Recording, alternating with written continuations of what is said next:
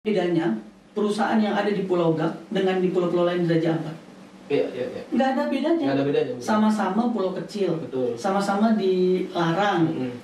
Bedanya hanya dia status kawasan. Dia. Mbak, seandainya gitu ya, pencegahannya lebih kuat gitu ya. Artinya kan pemerintah tidak perlu mengeluarkan biaya besar ya untuk mengatasi itu. Dan ini sebenarnya kan efisiensi dari sisi anggaran gitu. Ini mau dia di wilayah pulau kecil yang 2000 km maupun ya lebih ya di gugusan kepulauan, itu menggambarkan bahwa ekosistem kepulauan kita itu ya tidak mampu gitu ya daya dukung, daya tampung lingkungannya untuk mengakomodir aktivitas pertambangan yang ekstraktif tadi.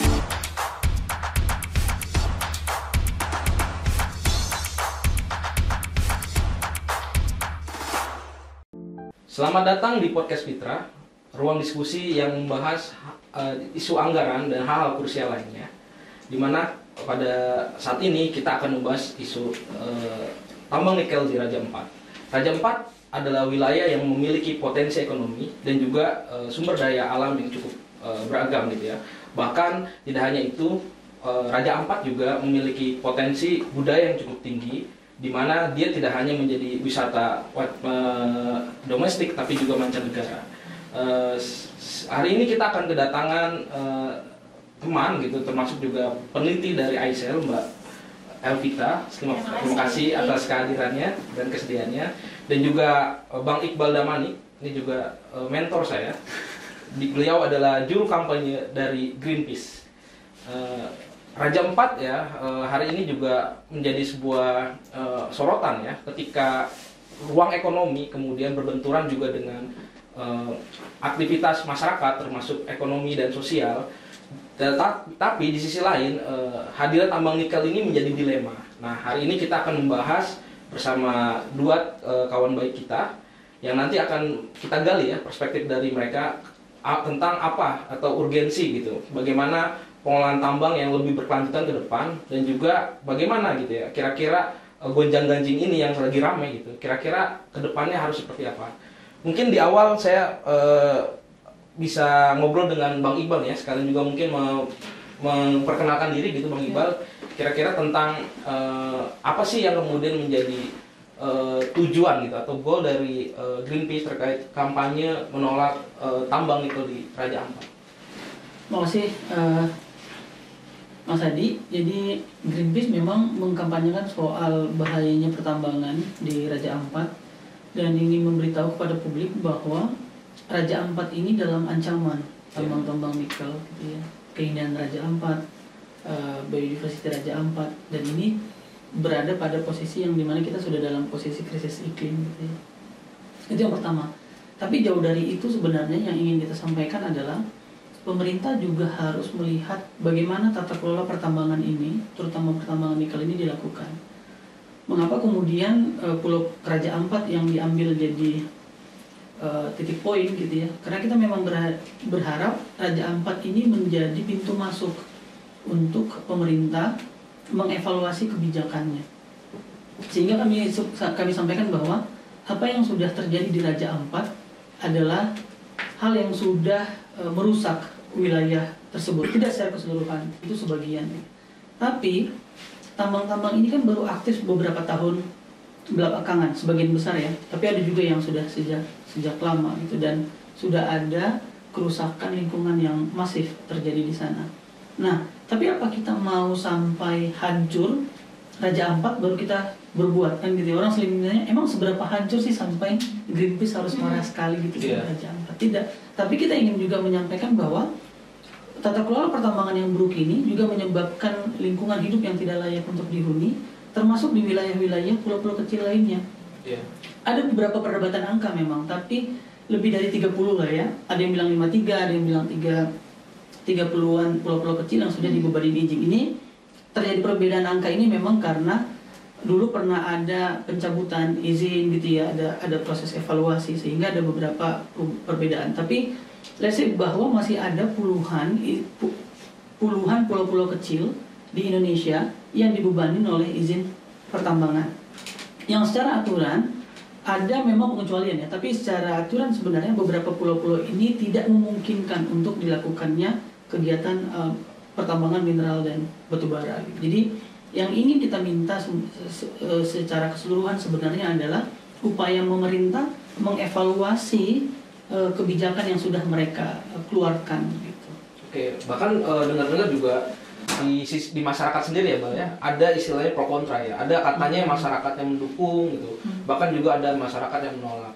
Dan dari beberapa ulasan media yang mungkin Fitra olah gitu ya, kan banyak juga yang masyarakat yang berpendapat ya, dengan adanya tambang nikel ini memang di sisi lain dia bisa memberikan sebuah dampak ekonomi secara langsung gitu ya. Mungkin lapangan pekerjaan, dari aktivitas nikel mungkin juga ada bergerak ekonomi dan sebagainya itu. Tapi memang sebagian besar juga ternyata atau faktanya masyarakat itu kan banyak bekerja di sektor informal ya, misalnya berkaitan dengan sumber daya alam, misalnya nelayan ataupun juga isu perguruan kecil dan sebagainya gitu. Bahkan faktanya pariwisata dari mancanegara itu 2024 ya, data yang kami dapat itu sebanyak 28.000 ya wisatawan mancanegara, dengan kurang lebih ya mungkin bisa ketika dioptimalkan mungkin bisa meningkat ya, dengan pendapatan daerah ya dari hasil pariwisata saja bisa mencapai 150 miliar gitu ya. Artinya kan memang Raja Ampat ini cukup punya pesona lain ya dari sisi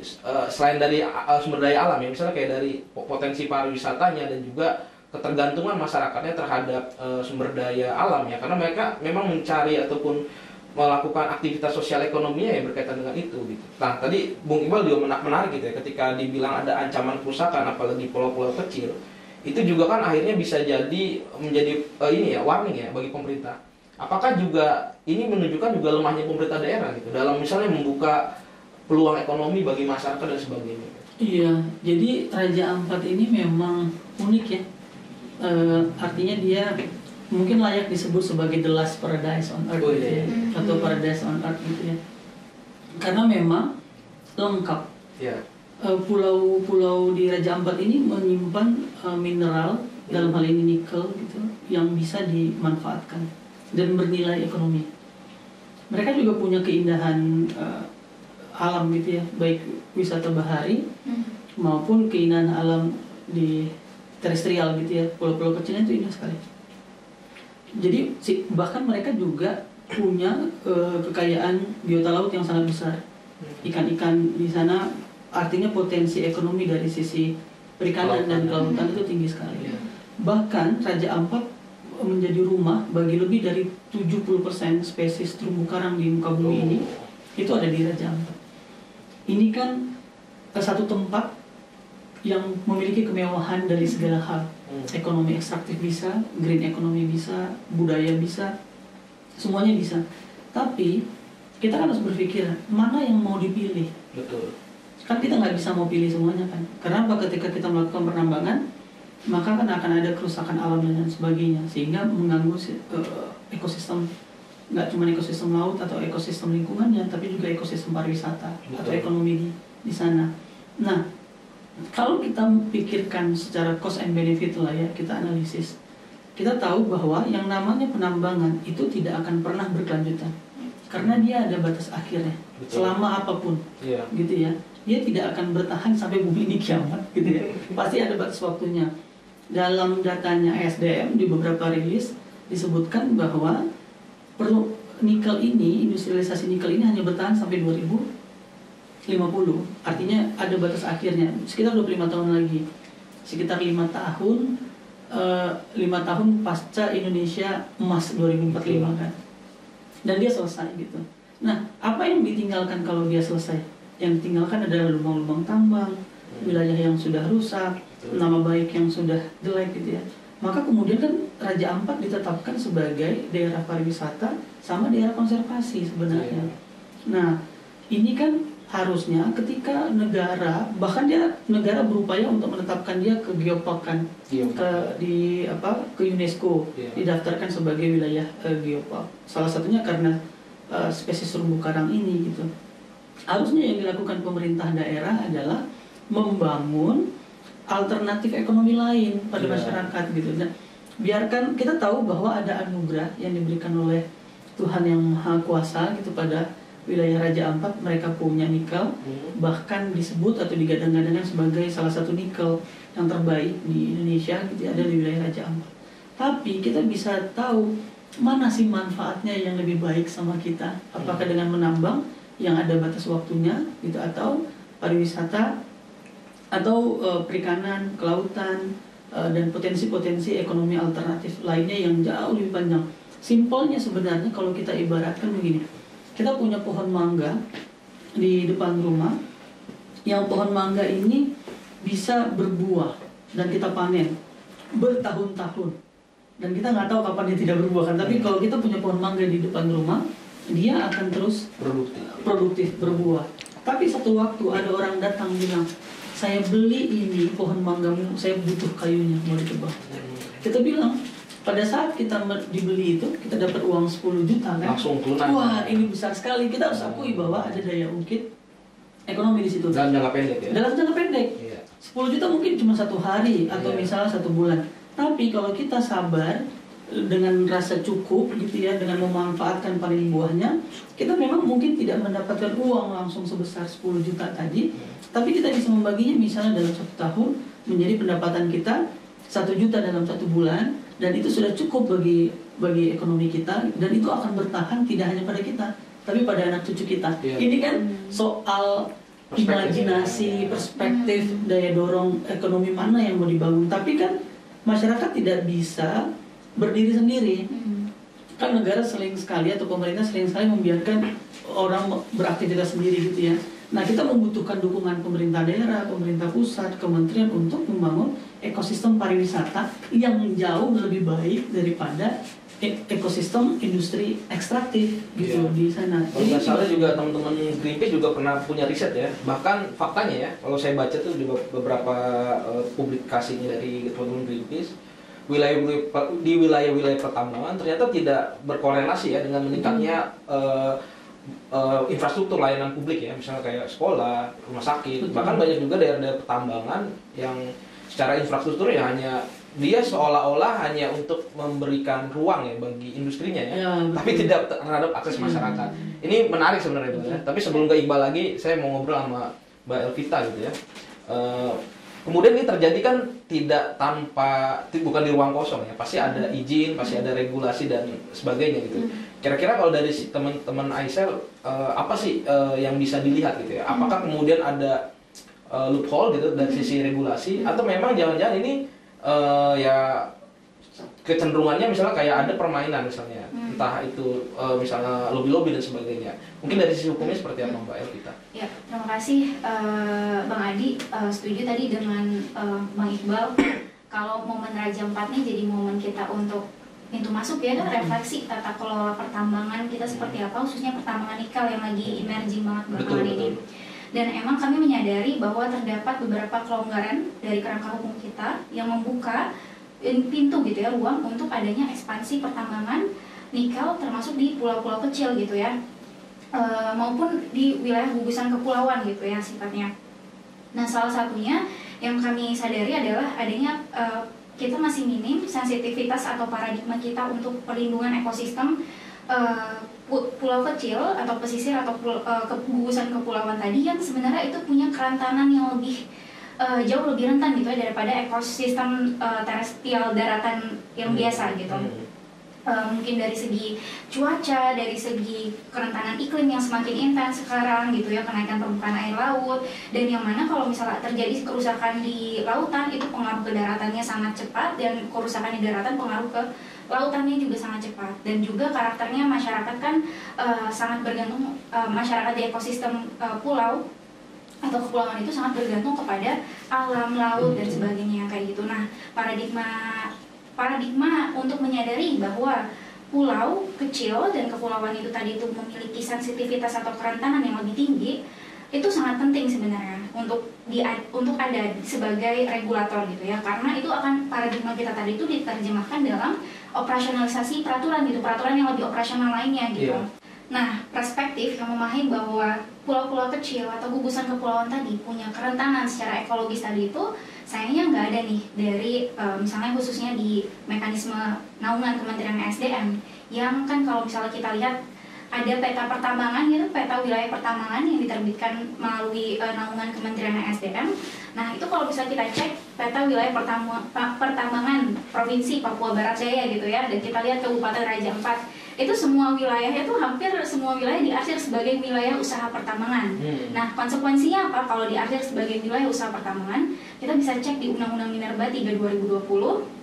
Memang yang baru direvisi yang juga banyak kritik yang problematik terhadap Undang-Undang 3 2020 itu gitu ya, yang memungkinkan bahwa eksplorasi pertambangan atau penelitian pertambangan itu bisa di seluruh wilayah Indonesia gitu. Dan terlihat gitu ya di keputusan Menteri SDM yang menetapkan peta wilayah pertambangan Provinsi Papua Barat Daya tadi, wilayah usaha pertambangan gitu ya, yang itu nanti bisa diblok-blok menjadi WIUP, wilayah izin usaha pertambangan yang bisa dilelang untuk dikeluarkan izin usaha pertambangannya kayak gitu. Nah sayangnya peta ini tidak mengintegrasikan atau tidak mempertimbangkan segala ekosistem esensial yang melekat pada wilayah Raja Ampat itu tadi begitu. Jadi entah di situ ada marine protected areas, mau tadi yang Bang Iqbal bilang dia ada coral triangle 70% spesies dunia ada di Raja Ampat. Nah itu tidak melekat atau tidak dieksklusi gitu ya wilayahnya itu dari peta wilayah pertambangan. Karena peta wilayah pertambangan ini akan jadi dasar gitu untuk Kementerian SDM menetapkan wilayah izin usaha pertambangan yang nanti jadi dasar untuk penerbitan izin usaha pertambangannya begitu. Oke nih Mbak Evita, yang jadi masalah juga seperti ini. Misalnya kan di beberapa daerah ya Mbak ya, misalnya ketika pemerintah pusat bikin sebuah kebijakan yang itu menjadi ranah pemerintah pusat, itu biasanya pemerintah daerah punya ini ya dinamika ya, punya mungkin ya sekedar penolakan dan sebagainya. Kalau saya lihat ya di media sosial gitu ataupun di pemberitaan online misalnya, kecenderungannya kan kayak searah ya antara pemerintah pusat dan pemerintah daerah. Ya memang di sisi lain ya bagus saja gitu ya, artinya ada sebuah koordinasi yang mungkin solid gitu ya di pemerintahan gitu. Tapi yang menjadi pertanyaan adalah kalau tadi data-data teman-teman Greenpeace kita lihat ya cukup urgent sekali ya terkait problem nikel di Raja Ampat gitu. Lantas bagaimana sih peran masyarakat yang perlu dorong ya, karena untuk mengimbanginya ya, karena lagi-lagi ya ketika pemerintah pusat dan pemerintah daerah sudah mengiyakan, ya siapa lagi nih yang bisa memberikan keseimbangan ya, karena sisi lain di sektor ekonomi misalnya kayak tadi ya perusahaan juga nampaknya juga kita juga meragukan ya, sebagaimana dia bisa menegakkan misalnya nilai-nilai lingkungannya gitu ya, apakah sudah layak uji gitu, bagaimana AMDAL dan sebagainya, itu kan juga menjadi pertanyaan juga di masyarakat gitu ya. Nah, kira-kira peran-peran apa sih Mbak Elvita yang kira-kira bisa dilakukan oleh masyarakat gitu ya? Apalagi dari sisi hukumnya gitu ya, biar tidak terkesan apa-apa dianggap anarki, apalagi di label Wahabi gitu ya. Oke, sebenarnya saya merasa agak berat gitu ya kalau menekankan masyarakat bisa apa, karena sebenarnya pemegang atau power playernya tuh ada di pemerintah gitu. Nah justru momentum ini untuk pemerintah mengevaluasi paradigma dalam menetapkan tata ruang, karena dari satu sisi tata ruang ini memang instrumen lingkungan hidup yang dipakai untuk menjaga tarik-menarik antara kepentingan ekonomi, kepentingan keberlanjutan lingkungan gitu ya.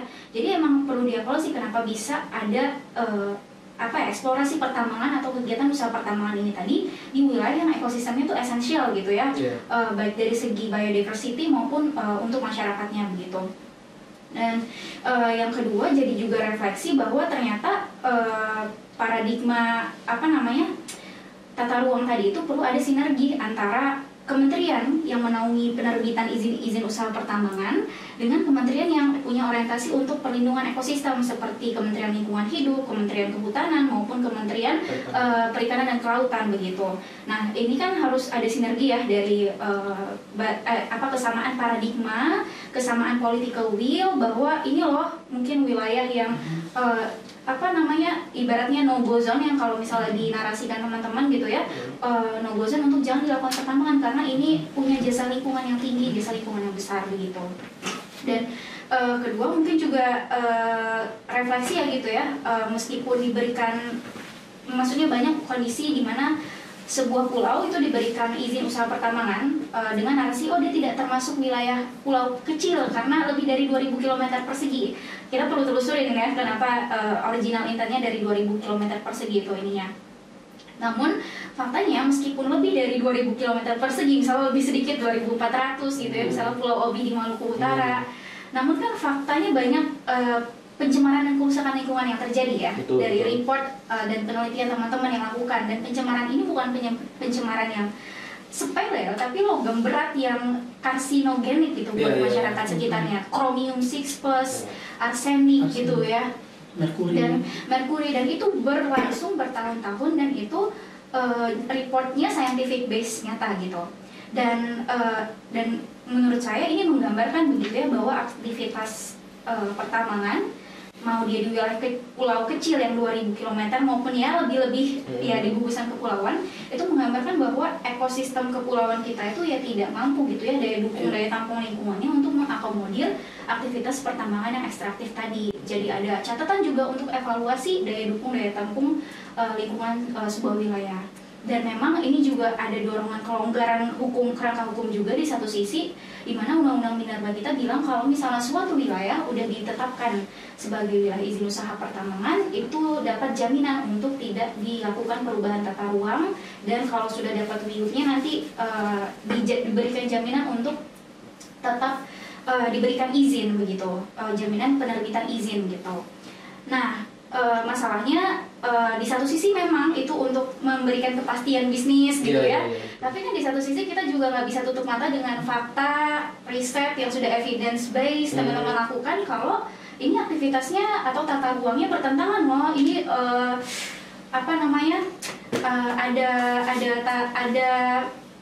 ada pertukaran atau ada trade off gitu dengan ekosistem esensial yang penting gitu ya.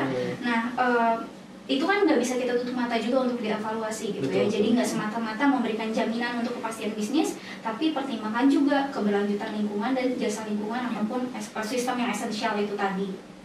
Begitu. Ya, artinya memang tadi ya dampaknya tidak hanya ekologi ya, tapi juga problem ancaman kesehatan masyarakat juga bisa jadi menghantui ya, karena tadi kan di titik ujungnya itu ya, ketika memang dia tidak terkendali, tadi kan Mbak bilang ya, aktivitas pertambangan itu kan oke lah dia mungkin punya pengolahan ya, tapi kan tadi kalau kita lihat peran masyarakat yang lemah, artinya kan juga partisipasi masyarakat ya, keterlibatan masyarakat gitu dalam proses awal, mungkin dalam perizinan sebagainya juga mungkin tidak jadi suatu yang diperhitungkan gitu ya, sehingga tadi akhirnya lolos gitu ya atas nama peningkatan ekonomi gitu ya, akhirnya tambang itu diizinkan. Dan memang sepakat yang tadi bilang Bang Iqbal ya, memang Raja Ampat ini hanya potret kecil ya Bang ya, dimana harapan kita ini juga berlaku tentu secara nasional gitu ya. Artinya Raja Ampat ini menjadi sebuah gambaran bagaimana tadi ya dengan gairah kita nih hari ini ke arah nikel dan sebagainya itu, kemudian ya tadi seolah-olah ingin menghalalkan ya semuanya, yang penting bisa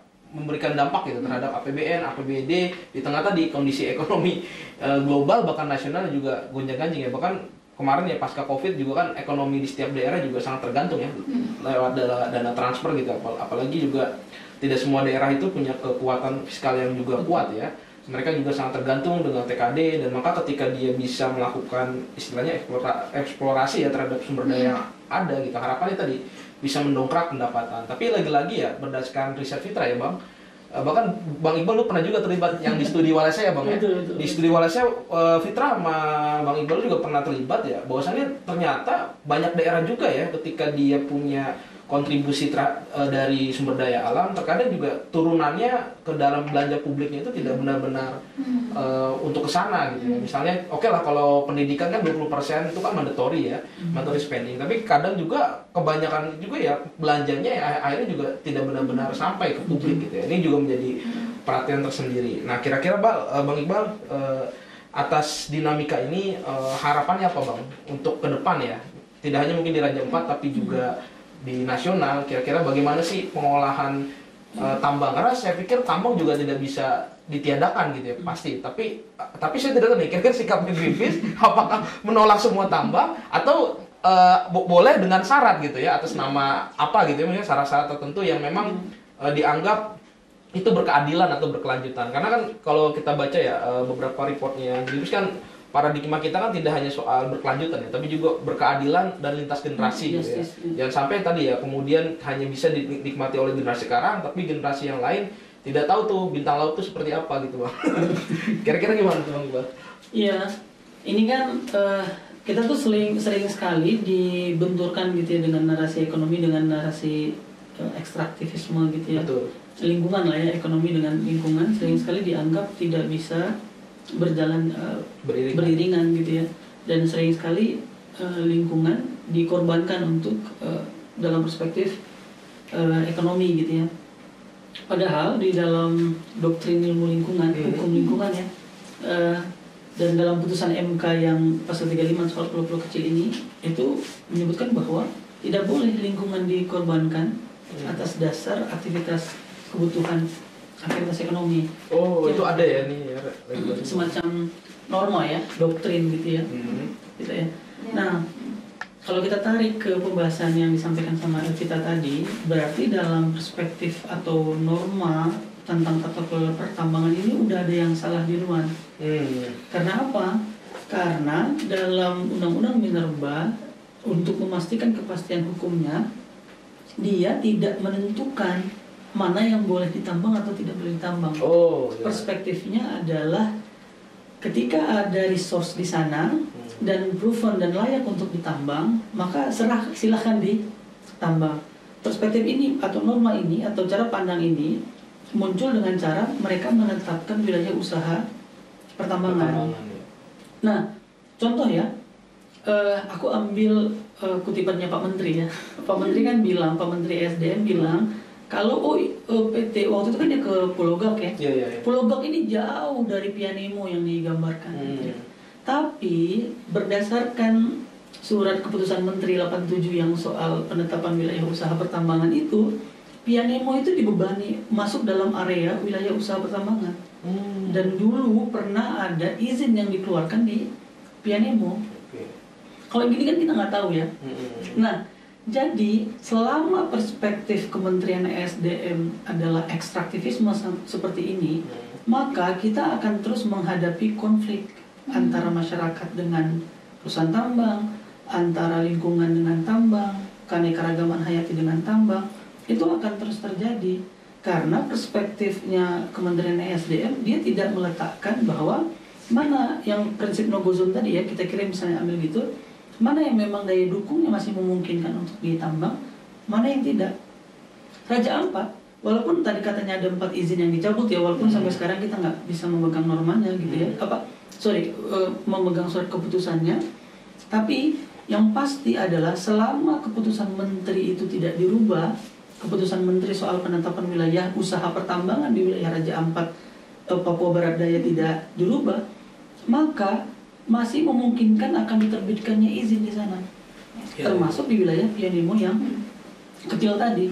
Untuk itulah kita sebenarnya meminta Kementerian ESDM ini mengubah cara pandangnya. Ekonomi Indonesia harus berubah dari ekonomi yang berbasis ekstraktif ini ke ekonomi yang lebih hijau atau kita sebut sebagai green economy yang lebih mempertimbangkan manusia dan lingkungannya. Dan apakah memungkinkan untuk Indonesia maju dengan cara itu? Memungkinkan. Green economy dari beberapa penelitian teman-teman di Greenpeace menyebutkan bahwa kalau kita beralih ke green economy, maka memungkinkan bahwa GDP kita itu akan naik hampir 2 kali lipat. Tapi memang dalam waktu yang lama, 10 tahun. Tidak seperti daya ungkit cepat yang dilakukan oleh kegiatan pertambangan. Nah, tapi kan perspektif ini perlu diubah. Jadi selama itu tidak diubah, maka akan selalu terjadi konflik. Nah, berkaitan dengan soal pelibatan masyarakat tadi ya dalam perizinan. Jadi dalam perspektifnya Undang-Undang Minerba itu, kantor ini, tempat kita podcast ini, selagi dia masih ada wilayah usaha pertambangan, ditetapkan sebagai wilayah pertambangan, dia boleh diterbitkan izin oleh Kementerian SDM, kayak gitu. Lalu bagaimana kalau Kementerian SDM mau menggali yang di bawah kita? Dia perlu menghancurkan rumah kita kan? Maka kita sebagai orang yang tinggal di sini itu dihadap-hadapkan dengan perusahaan. Begitulah masyarakat di daerah dihadapkan dengan perusahaan. Kita tahu ini kan nggak setara relasinya kan? Masyarakat nggak punya pendampingan hukum, pengetahuan. Lalu kita dihadap-hadapkan. Ini terjadi di semua tempat ya, Bang Adi ya. Di semua tempat, nggak di semua tempat dalam artian nggak cuma urusan pertambangan, di sawit begitu. Jadi kalau kita pinjam bahasanya Pak Pujo dan Bu Nancy Pelosi ya, hidup bersama raksasa. Jadi kita tuh seakan-akan hidup bersama raksasa dalam norma ekstraktivisme ini. Jadi kalau itu tidak diselesaikan, maka sampai kapanpun Indonesia tuh akan kayak gini-gini terus. Kayak gini-gini terus tuh maksudnya kita akan berhadapan dengan konflik, akan ada masyarakat yang dikriminalisasi, akan ada perdebatan soal mana lebih baik lingkungan dan ekonomi. Akan kayak gitu terus. Dan bahkan ya negara-negara tidak hanya di Eropa ya, bahkan di Asia gitu kan, sepertinya arahnya sudah ke sana ya Bang ya. Artinya sudah menuju ekonomi berkelanjutan. Bahkan tetangga kita yang dekat aja ya, misalnya mereka sudah bagaimana mendorong pariwisata seperti Thailand ya. Betul. Artinya sudah tidak lagi, ini saya tidak tahu ya dinamika politik yang negara berbeda. Artinya kan juga sebenarnya kita kan sedang berpacu ya, sedang berlomba dengan negara-negara tetangga agar bagaimana bisa memberikan sebuah ekonomi alternatif gitu ya. Kenapa Thailand bisa, Vietnam bisa gitu ya? Mereka langsung pariwisata gitu. Bahkan orang kita banyak yang ke sana kan. Betul. Dan ada insentif kan? Iya, betul. Ada insentif yang itu memang harus dilakukan oleh pemerintah melalui fiskal. Salah satu fungsi kebijakan fiskal itu adalah menjadi stimulus ekonomi. Sekarang stimulusnya di mana? Stimulusnya kan di ekstraktif, investor gitu. Kepastian hukum yang dicari. Kan tadi Vita bilang kan bahwa dalam demi kepastian hukum dijamin bahwa tidak akan ada perubahan tata ruang. Lah, bagaimana itu kan malah membuat ketidakpastian karena memungkinkan adanya gugatan dari masyarakat gitu. Kenapa tidak memberikan kepastian hukum yang memang benar-benar udah layak ditambang? Lalu kemudian itu yang diberi, maka itu kan akan lebih kuat ya kepastian hukumnya. Bayangkan ya dia, bagaimana kemudian kepastian hukum itu bisa terjadi? Itu rumit. Yang beberapa pulau di Raja Ampat itu bahkan hutan lindung. Jadi ini ada hutan lindung, lalu kemudian diberikan IUP karena memang memungkinkan secara undang minerba. Terus si perusahaan bilang dia harus mengurus izin pinjam pakai kawasan hutan. Sekarang penggunaan pemanfaatan kawasan hutan jadi berubah namanya PPKH kan. Nah artinya dia harus berurusan lagi kan sama Kementerian Kehutanan. Dan itu pun dia belum bisa bekerja, belum bisa beroperasi. Dia harus izin dulu sama siapa? Sama Kementerian Lingkungan Hidup untuk menerbitkan amdalnya. Ini pun belum bisa dia bekerja. Dia harus izin lagi dengan Kementerian KKP untuk pemanfaatan ruang laut. Ini pemerintah ingin memberikan kepastian hukum malah jadi nggak pasti. Inilah yang kenapa waktu itu Omnibus Law Cipta Kerja kita protes sama-sama gitu, karena ini malah sebenarnya menimbulkan ketidakpastian hukum pada pengusaha gitu. Tadinya ingin mensimpelkan sebuah kebijakan ya, tapi kemudian menjadi berlapis-lapis ini menjadi semakin tidak pasti. Betul, termasuk pencabutan ini gitu. Kan ini katanya dicabut, tapi sebenarnya pilihan pencabutan 4 ini butuh kita apresiasi ya, adalah langkah cepat dari pemerintah. Tapi ini keputusan yang berbahaya. Kenapa? Karena investor akan mikir, nggak layak memang Indonesia ini berinvestasi di Indonesia. Kalau dari sisi lingkungan, ya baguslah kalian pergi dari sini. Tapi kan pemerintah harusnya nggak kayak gitu kan. Bayangin, apa bedanya perusahaan yang ada di Pulau Gak dengan di pulau-pulau lain di Raja Ampat? Nggak ada bedanya. Sama-sama pulau kecil, sama-sama dilarang. Bedanya hanya dia status kawasan, dia berada di geopark, dan itu kan bukan keputusan ya. Maksudnya geopark ya distatuskan oleh UNESCO sebagai geopark. Tapi misalnya di Pulau KW itu hutan lindung, iya. Enggak, hutan lindung ada hutan lindung. Kenapa dengan posisi yang sama tapi dibedakan di hadapan hukum? Ini kan namanya diskriminasi hukum ya. Walaupun kita dalam konteks anak lingkungan, kita bersyukur sekali. Syukur nggak diizinin. Ada 4 yang kemudian menyaring gitu ya. Tapi ada pemberian keistimewaan terhadap Pulau Gak gitu. Nah itu kan sebenarnya memberi ketidakpastian hukum pada investasi di Indonesia. Sebenarnya berbahaya makanya. Dan yang terpenting juga kayak ya kita apresiasi pencabutan izin adalah satu langkah awal gitu ya. Tapi sebenarnya pemerintah bisa melakukan beyond dari itu, yaitu menuntut memerintahkan adanya pemulihan lingkungan, apalagi terhadap temuan-temuan yang sudah jelas pelanggaran-pelanggarannya gitu. Misalnya mengutip aja ya, misalnya dari siaran persnya Kementerian Lingkungan Hidup kemarin, jelas gitu ya, misalnya ada PT ASP yang ada pelanggaran berupa pencemaran settling pond, terus ada PT KSM pelanggarannya berupa pertambangan di luar izin kawasan. Ini kan terus ada juga bahkan PT MRP pelanggarannya melakukan kegiatan pertambangan tanpa dokumen lingkungan hidup. Betul. Gitu. Memang jelas ada pelanggarannya tadi gitu ya temuannya, dan juga perdata gitu ya kepada si perusahaan ini. Jadi ada denda yang harus dibayar ya. Jadi Betul. multi instrumen penegakan hukumnya. Jadi nggak cuma kita menyasar punitif, menjerakan supaya perusahaan kalau melakukan kegiatan tidak boleh melanggar, harus memenuhi persyaratan, harus comply dan sebagainya, tapi juga pemulihan ekosistemnya tadi tercapai juga. Iya. Gitu. Bahkan memang dari sisi anggaran publik ya, misalnya APBN apa APBD ya. Tapi memang kasus yang lain ya, misalnya Fitra juga pernah melakukan riset ya, di mana misalnya ada isu kebakaran hutan. Itu kan kemudian APBN gitu atau APBD itu kurang lebih itu membiayai sekitar 96 miliar ya per tahun gitu ya, untuk mencegah kebakaran hutannya ya. Bukan mencegah, untuk mengatasi ya. Ketika terjadi kebakaran. Iya, berarti hasilnya menindak ya. Menangani ketika menangani kebakaran hutan. Artinya kan uang sebesar 96 seandainya ada pencegahan yang lebih baik, harusnya kan tidak bisa keluar harusnya lebih hemat ya. Karena biasanya kan mengobati itu tentu lebih mahal ya daripada menjaga gitu ya. Nah, ini mungkin perspektif itu juga perlu dilihat ya. Dari sisi anggaran juga ternyata memperbaiki lingkungan tuh biayanya sangat besar. Bahkan Cina ingin membuat hutan saja itu kan biayanya lebih besar ya daripada menjaga hutannya gitu. Ternyata membuat hutan baru itu punya biaya lebih besar gitu ya. Karena memang dia tadi ya harus ada risetnya dan sebagainya. Dan belum lagi dia tahunan ya, berjangka panjang gitu ya. Artinya memang juga tadi ya, yang saya tertarik dengan apa yang Mbak Elvita bilang, kerusakan lingkungan ini memang harus ada efek jera sehingga tidak dilakukan kembali, dan juga ada instrumen hukum lainnya ya, misalnya kayak denda dan sebagainya, agar tadi ya itu bisa dilakukan pemulihan. Tapi sayangnya itu Mbak, seandainya gitu ya pencegahannya lebih kuat gitu ya, artinya kan pemerintah tidak perlu mengeluarkan biaya besar ya untuk mengatasi itu, dan itu sebenarnya kan efisiensi dari sisi anggaran gitu. Ini menjadi hal yang menurut kami juga penting gitu ya, agar tadi ya negara kemudian tidak perlu lagi mengeluarkan kos yang besar gitu ya. Dan lagi-lagi tadi ketika nanti dipulihkan juga sepertinya waktunya tidak akan sebentar gitu ya. Kan sedangkan di sisi lain ada masyarakat yang hidup berdampingan dengan sekitar tambang atau sekitar industri yang tentu ya tadi bisa jadi terkorbankan ya mata pencarian dan sebagainya. Nanti lagi-lagi tadi ya membenarkan indeks kemiskinan yang dibilang World Bank bahwasanya ternyata makin tinggi nih kita nih ya. Dan tentu mimpi ekonomi kita ingin 8% juga akan jadi jauh ya ketika tadi ada pro kontra ini gitu ya.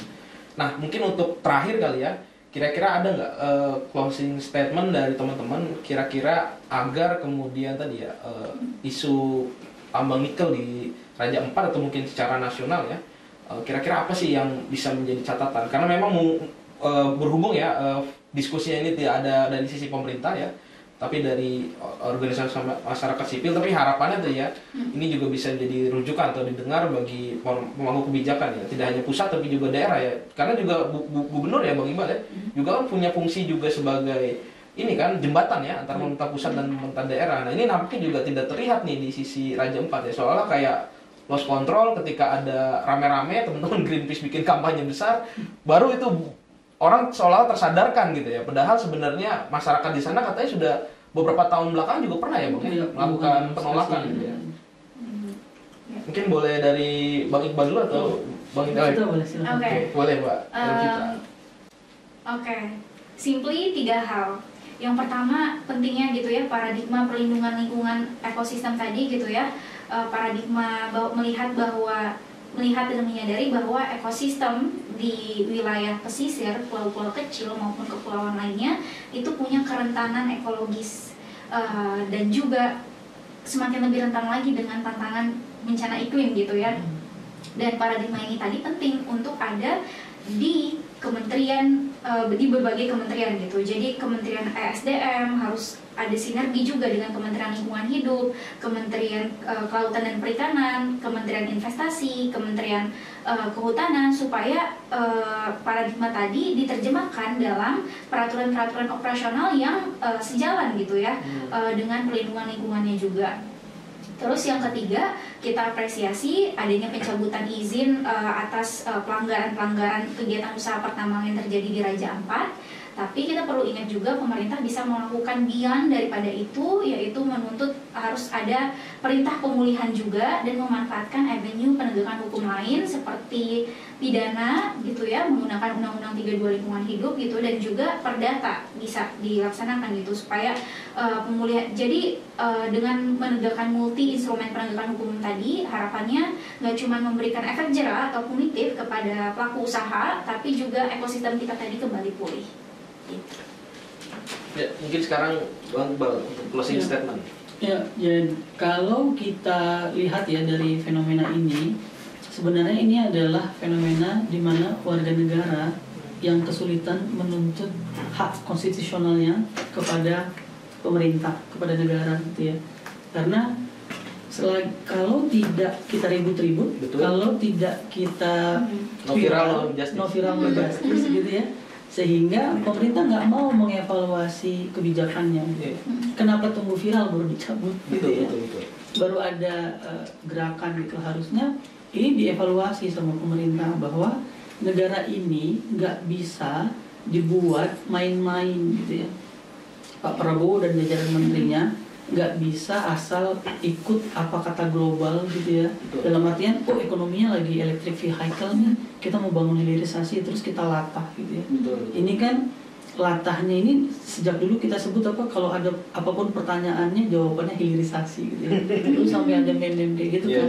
Ini kan bukanlah pemerintahan yang dijalankan atas basis evidence based policy gitu. Jadi kebijakan kita ini kebijakan latah gitu. Jadi kayak kita misalnya nyerempet gitu ya, tiba-tiba ada Kemendagri nerbitin peraturan gitu, terus sekian pulau masuk ke wilayah pulau mana gitu ya, lalu kemudian dievaluasi.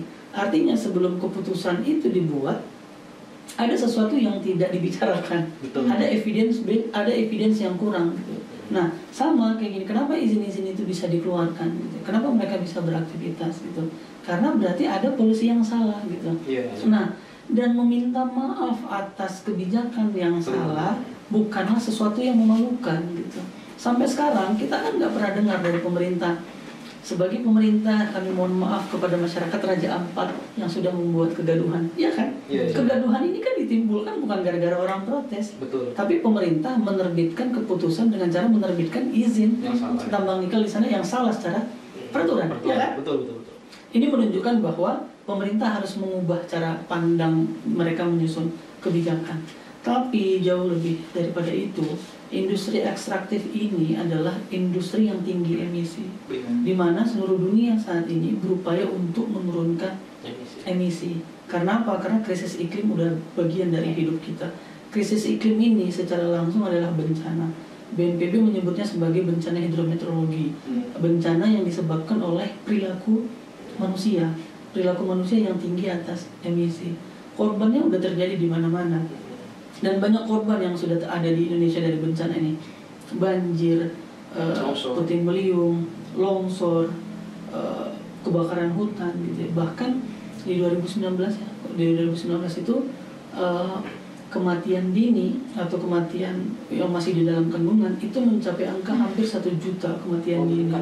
Ya, di 2019 di Kalimantan Tengah, itu baru satu provinsi gitu ya. Bayangkan bahwa anak-anak yang belum lahir ini pun, atau anak-anak yang baru lahir ini, itu memiliki hak untuk hidup atas hidup yang layak gitu ya. Orang-orang yang tinggal di pulau-pulau kecil, yang dia adalah kelompok yang pertama kali merasakan krisis iklim ini, punya hak untuk hidup di dalam ruang hidup yang layak, dan itu dijamin oleh konstitusi. Closing statementnya adalah, begitu susahnya kita memperjuangkan hak konstitusi kita, maka kita membutuhkan pemerintah yang memang betul-betul paham hak konstitusi dari warga negaranya. Makanya pentingnya pemerintahan menggunakan AI agar kebijakan tidak keliru. Oke, teman-teman, ini diskusi yang sangat menarik. Tentu kita tidak berhenti sampai di sini ya. Kita juga bisa nanti diskusi di kolom chat dan sebagainya. Nanti kita bisa saling bertukar pikiran, kurang lebih kira-kira apa sih kemudian tanggapan teman-teman semua.